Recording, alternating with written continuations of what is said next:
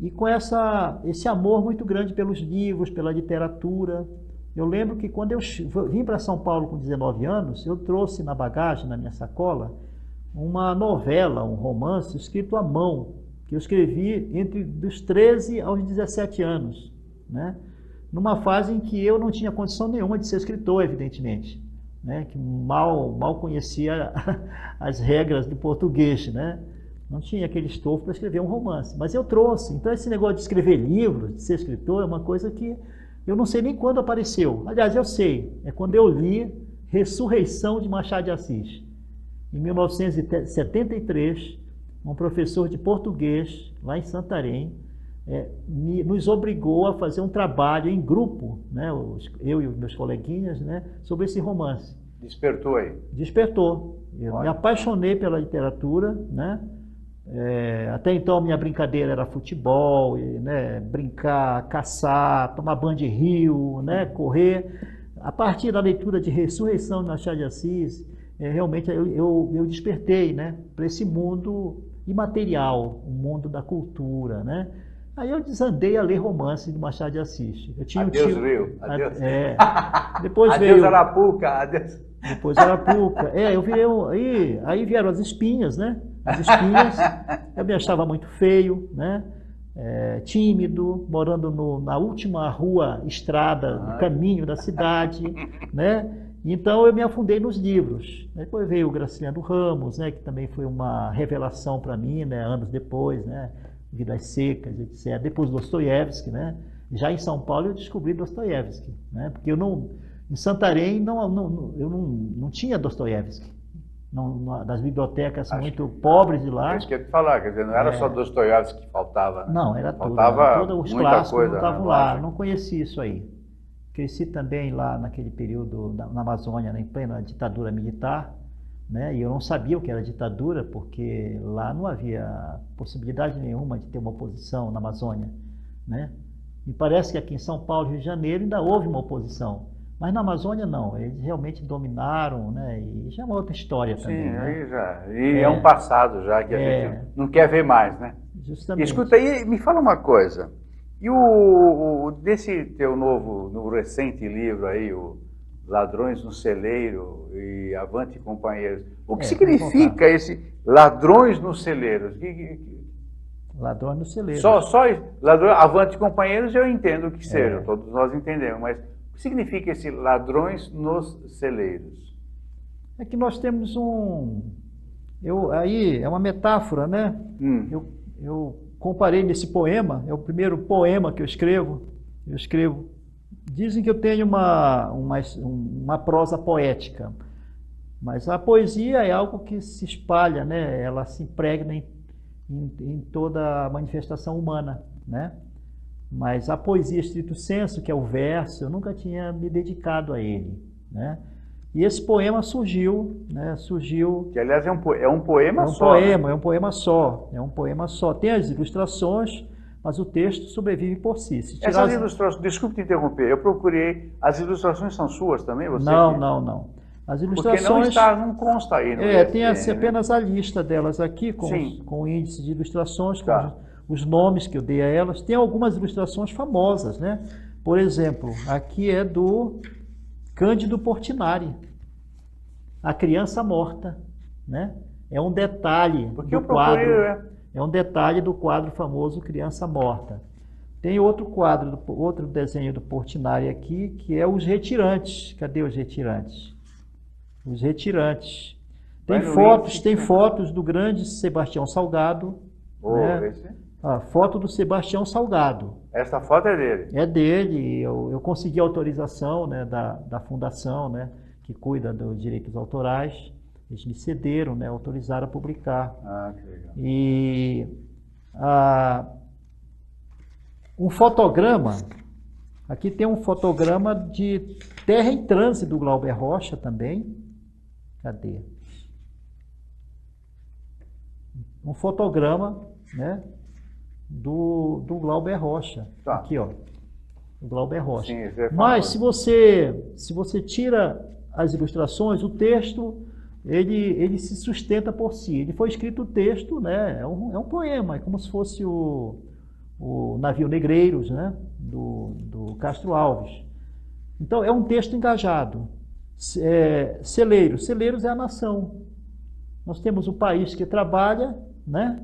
E vem os ladrões e se apossam dos grãos dos celeiros. Está falando da Suíça, né? Não daqui. Então, pô, a nossa... Eu não posso admitir essa suíra. Não, mas, pô, você está brincando, né? Desculpa. É uma situação muito, muito estranha, né? Porque as pessoas que se arrogam o direito de caçar, né, os ladrões, eles são os ladrões, na verdade, né? Nós temos um governo de ladrões. Não sou eu que estou dizendo, basta assistir o noticiário. Né? Só ler um jornal, só ler um pouquinho. É só ver as imagens do noticiário. Né? Eu creio que eu não estou injuriando ninguém, nem caluniando. O povo está vendo o que está acontecendo, né, com o país. E não é mais, o que é pior não é de hoje. Não é de hoje. Agora as coisas estão mais escrachadas. Mas não é de hoje. Hoje você tem uma cena de tumulto. De tumulto. Uma coisa...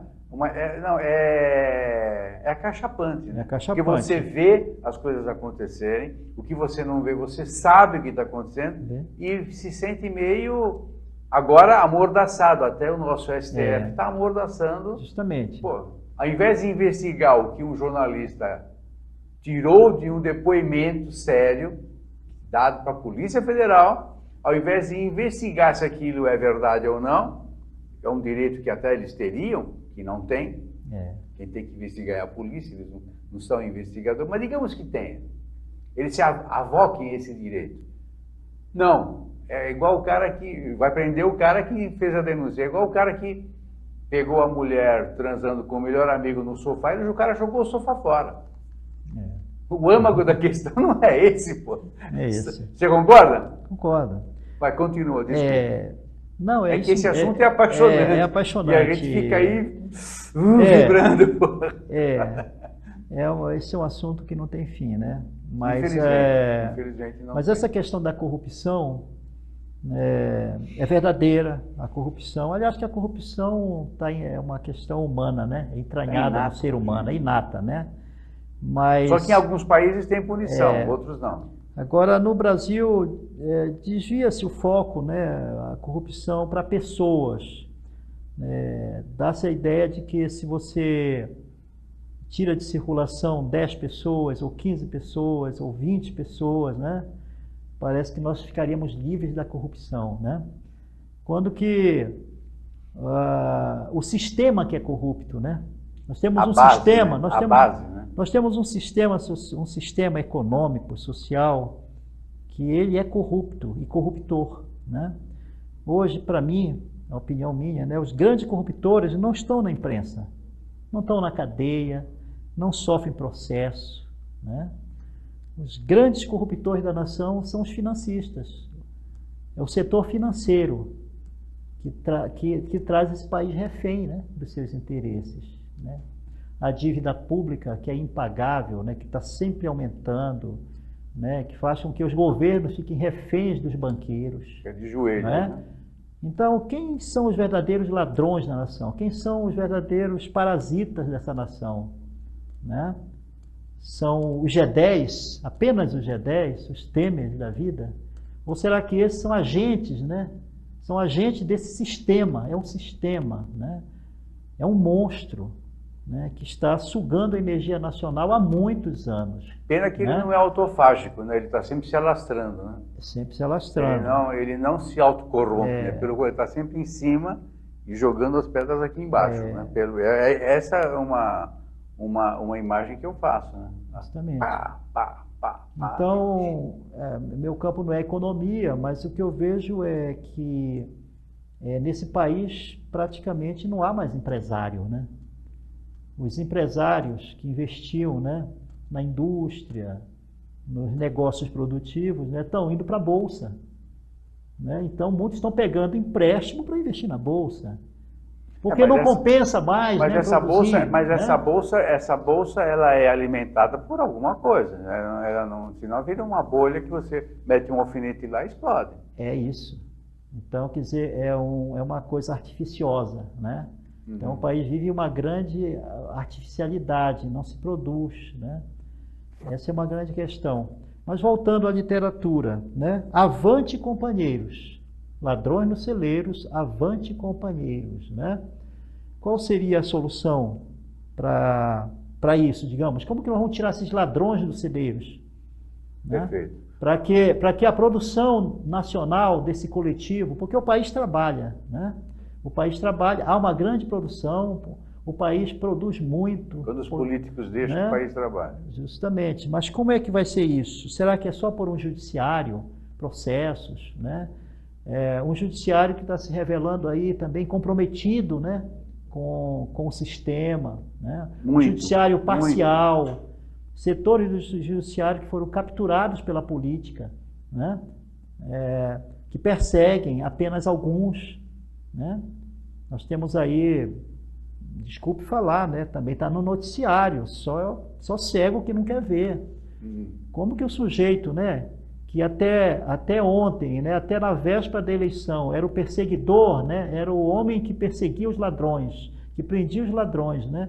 Como é que no dia seguinte ele aceita um cargo, né? Para ser o perseguidor de ladrões num governo de ladrões? E que perdoa os ladrões. Ele disse simplesmente que o Onyx Lorenzetti, que praticou crime, confesso, de Caixa 2, que até semana passada era crime para prender a oposição, oposicionistas ao sistema, né? A partir do momento que ele vira ministro, uma pessoa que confessa ter praticado crime de Caixa 2, né? Não é caso mais de punição, porque ele teria pedido desculpa.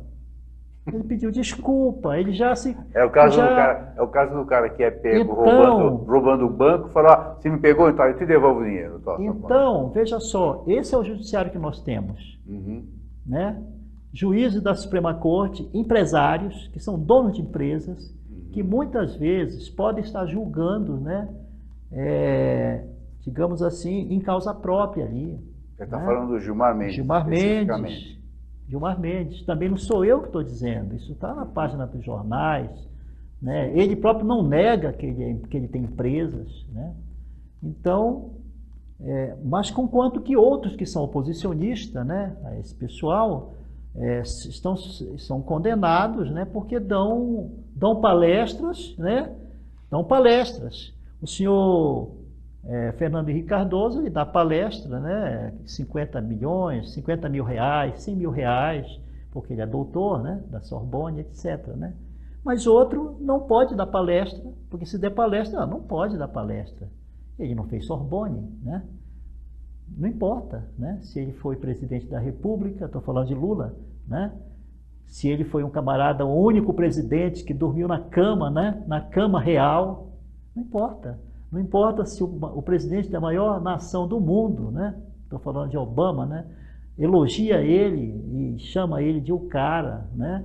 Não importa se esse homem hoje, né, é tido como preso político, perseguido político, né? Não importa, né? Então nós temos um judiciário falho, é um judiciário, é um órgão, né, de um velho Estado que está em degeneração, está em degenerescência.